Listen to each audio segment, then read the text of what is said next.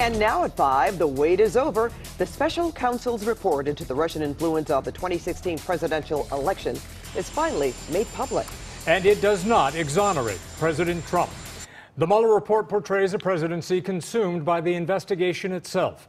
Nearly 2 years in length, including a parade of witnesses, many of them close to the president. CBS 2 political reporter Dave Bryan is here now with details of what's in that report and what congressional Democrats have to say about it. And this evening, the reactions of the two parties are so far apart. It's like, did they read the same report? Hard to believe. The two-volume report paints an unflattering picture of President Trump. He was never interviewed in person. The report shows he tried to take control of the probe and force out special counsel Mueller. The more than 400-page Mueller report shows just how much the president first feared the special counsel investigation. The president slumped back in his chair and said, "Oh my God, this is terrible. This is the end of my presidency."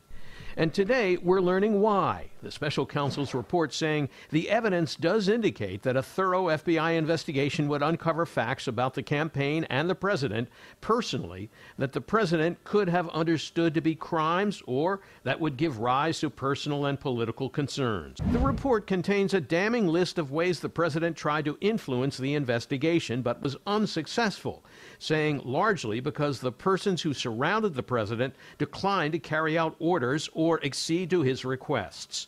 Those requests included asking then FBI Director James Comey to end the investigation into former National Security Advisor Michael Flynn, and ordering White House counsel Don McGahn to get Deputy Attorney General Rod Rosenstein to remove Robert Mueller.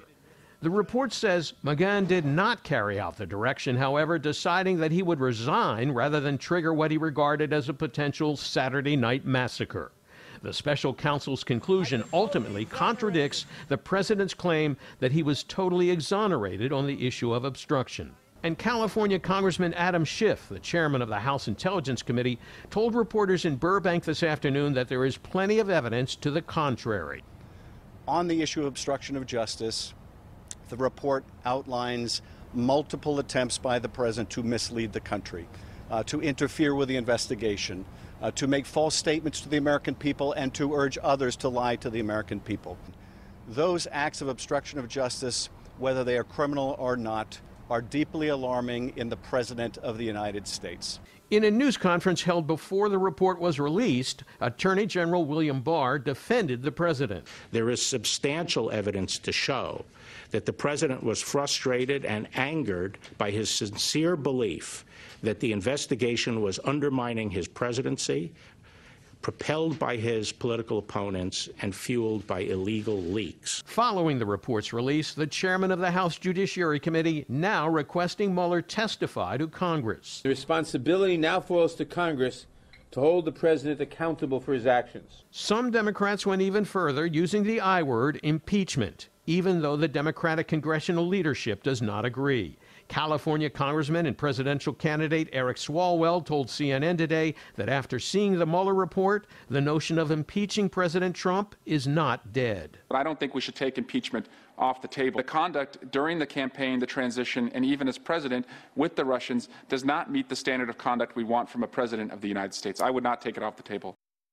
Now, the Justice Department says it will provide Congress with a second version of special counsel Robert Mueller's report that has fewer redactions. That is expected to take place in the next 2 weeks. Jeff, doesn't look like this is going away anytime soon. Exactly, Dave, and that's why we hope everybody stays with CBS 2 News for continuing coverage of the release of the Mueller report. You can read the redacted report right now on CBSLA.com.